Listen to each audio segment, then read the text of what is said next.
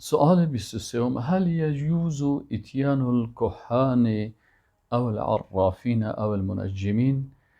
آیا جایز است که انسان به پیش کاهان، کسایی که کاهن هستن و عراف هستن و منجم هستن، فالبینا هستن، بعضی از آینده خبر میتن، از غیب خبر میتن، در مورد غیب سخن میگن، آیا رفتن پیش کسایی که این چیزهای غیبی را ادعا میکنن، فالبینا و جادوگرا، رفتن پیش از اینا جایز است؟ جواب: لا یجوز اتیانهم، رفتن پیش از اینا جایز نیست. دلیلش من القرآن، از قرآن عظیم الشان: قل لا یعلم، بگو ای رسول الله صلی الله علیه و سلم به مردم که لا یعلم من فی السماوات والارض الغیب الا الله، تمامی مخلوقاتی که در آسمان ها و زمین هستن اینا غیب نمیفهمن الا الله، بغیر از خالق متعال که الله متعال از غیب میفهمن.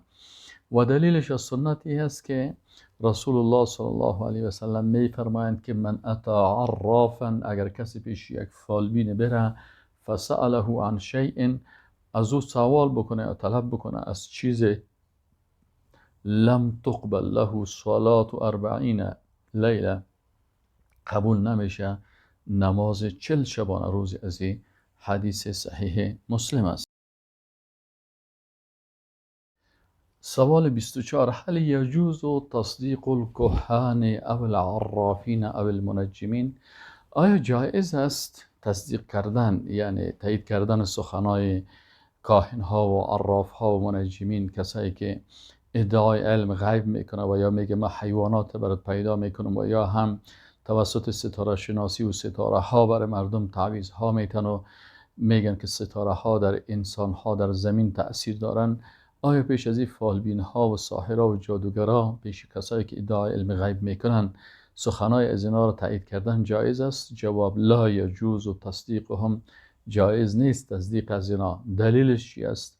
الدلیل من القرآن، دلیلش از قرآن عظیم شان است که الله متعال معرفی میکنه ذات مقدس خدا برای ما و شما و میگه که عالم الغیب و الشهاده، الله عالم غیب است، امور غیبی و آشکارا را الله میدانه.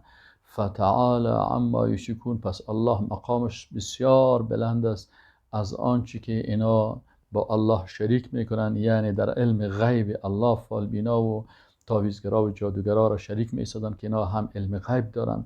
الله بسیار ذاتش با عالی و با منزلت است. و دلیلش از سنت رسول الله صلی الله علیه و سلم است که قال صلی الله علیه و سلم، رسول الله صلی الله علیه و سلم فرمود: من اتى كاهنا او عرافا فصدقه بما يقول فقد كفر بما انزل على محمد صلی الله علیه و سلم.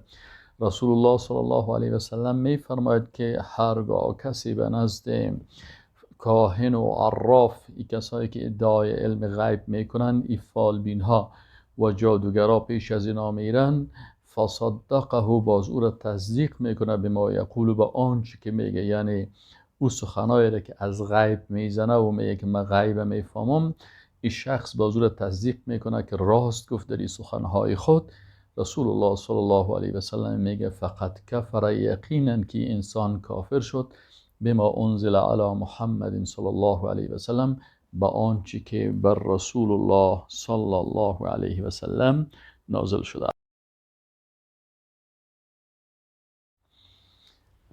سوال 25: بماذا يجب ان يحكم المسلمون؟ به چه چیز مسلمان ها واجب است که حکم بکنن؟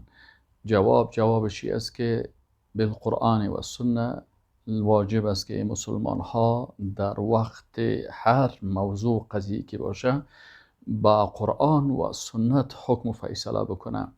دلیلش از قرآن چی هست؟ الله متعال میگه و ان احکم بینهم بما انزل الله، و این که ای رسول الله صلی الله علیه و سلم در میانشان حکم کو بما انزل الله، با آنچه که الله نازل کرده از وحی جلی، یعنی قرآن عظیم شان و وحی خفی، احادیث صحیحه رسول الله صلی الله علیه و سلم.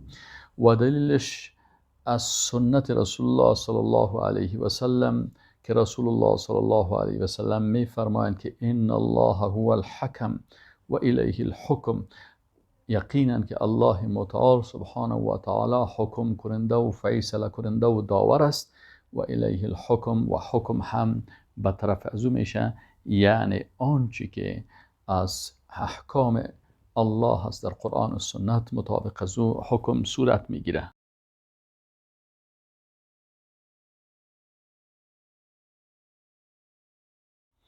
سوال 26: هل یجوز تعلیق الخرز و التمائم؟ آیا جایز است که آویزان شود مهره ها و تمائم، تمیمه ها یعنی سنگ و چوب و تعویضای کاغذی که در اون نام های مخلوقات نوشته می شده باشه و چیزهای ناخوان، آیا اجازه هست که این چیزها را انسان در گلوی خود و یا در گلو و گردن و چیز اطفال خود آویزان بکنه؟ جواب: لا یجوز تعلیقها. آویزان کردن این چیزها جایز نیست، لانه من الشرک. چرا؟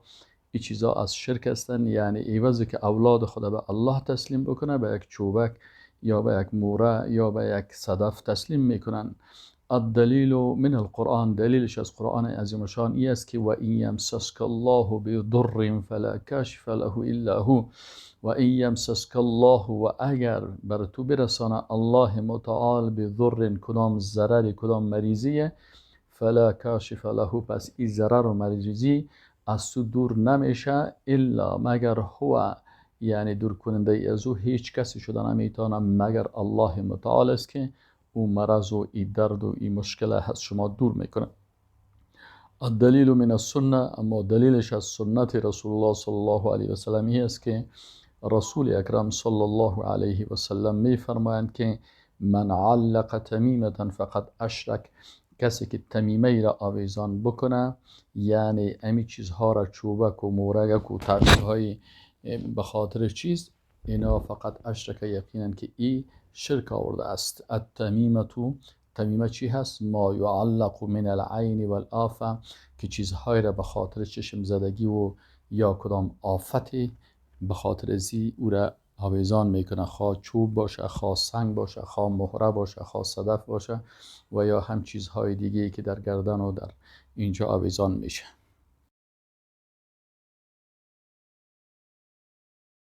سوال 27: بماذا نتوسل الى الله تعالی؟ با چی چیز توسل بکنیم یا با چی توسل بکنیم به الله متعال؟ وقتی دعا میکنیم یک چیز را به الله وسیله میگیریم که یا الله به خاطر عزیز سر ما رحم بکو یا دعای ما را قبول بکن.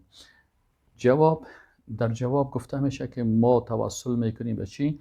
به اسمائه، به نامهای الله. مثلا نامی از نامهای الله را میگیریم، میگیم یا الله انت الرحمن الرحیم، تو رحمان الرحیم هستی، بالای ما رحم بکن. یا الله انت التواب، یا الله تو پذیرنده بسیار زیاد توبه هستی، توبه ما را قبول بکن. یا الله انت الستیر، یا الله تو بسیار ستر کننده هستی، استر علیه، ستر کن بالای من. و همچنان به صفاته و صفاتی، یا به صفات الله متعال، صفاتش که عالم الغیب است و شهاده، رب العالمین است، ذوالجلال و الاکرام است، یا به این صفات الله میگیم یا الله تو رحمان الرحیم هستی، تو ذوالجلال هستی، یا رب العالمین تو بالای ما رحم بکن. و بالعمل الصالح، سوم به اعمال صالح خود انسان مثلا یک عمل کرده، یا الله به خاطر تو نماز میخوانم، به خاطر تو این عبادت میکردم، یا الله به خاطر تو از این گناه اجتناب کردم، تو بالای ما رحم بکن. و بدعای صالحین، یا ای که پیش یک انسان صالحی از او تقاضا میکنی، مادرت است و پدرت است یا کدام عالمی هست یا کدام شخصیت صالح هست، برش میگه که بر من دعا بکن. دلیلش از قرآن چی هست؟ دلیلش از قرآنی هست که ولله الاسماء الحسنى، و خاص برای الله نامهای نیک است، فدعوه بها، پس طلب بکنید از الله با امین نامها.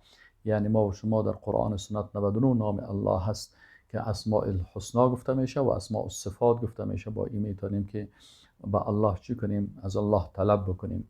و من السنت، از سنت چی هست که رسول الله صلی الله علیه و سلم دعا میکردن و میگفتن که اسألک بكل اسم هو لك، از تو سوال میکنیم یا الله به تمام نامهایی که او بر تو هست، سمیت به نفسک، که تو نفست به او مسما کردی، یعنی این نامها را بیان کردی. پس با این نامها از الله رسول الله صلی الله علیه و سلم چی میکرد؟ توسل میکرد و دعا میکرد و طلب میکرد.